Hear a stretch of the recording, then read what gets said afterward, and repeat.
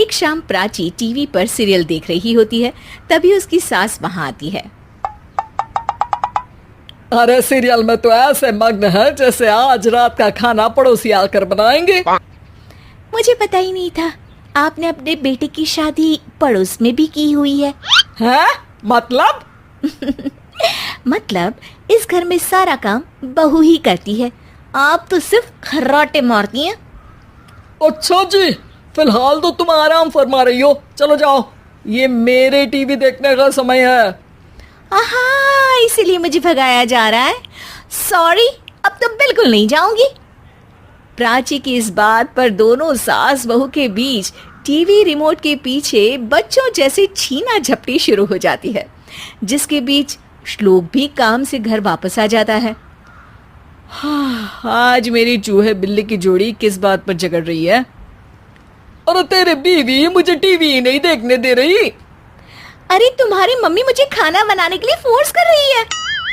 अरे वाह, ऐसे बेतुके रीजन पर तो बच्चे भी झगड़ा नहीं करते। अरे मुझे कुछ मत बोल, सब इसने ही शुरू किया है।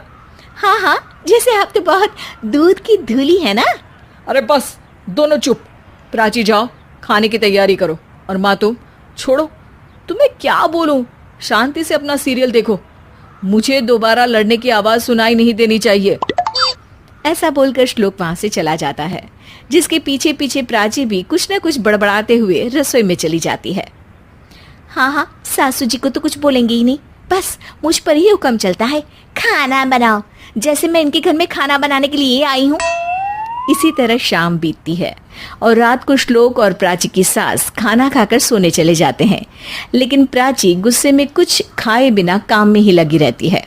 इस घर में किसी को घंटा फिक्र नहीं पड़ता, मैं खाऊं या भूखी रहूं।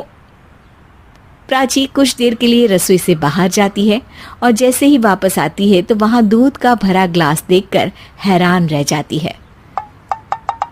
फिक्र पूरी है, बस दिखाना नहीं है।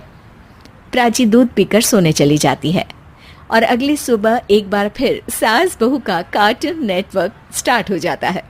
ये तुमने ही किया है। अरे अजीब जबरदस्ती है, मैं बोल रही हूँ मैंने कुछ नहीं किया। दोनों ने मिलकर पूरे घर को पागल खाना बनाया हुआ है।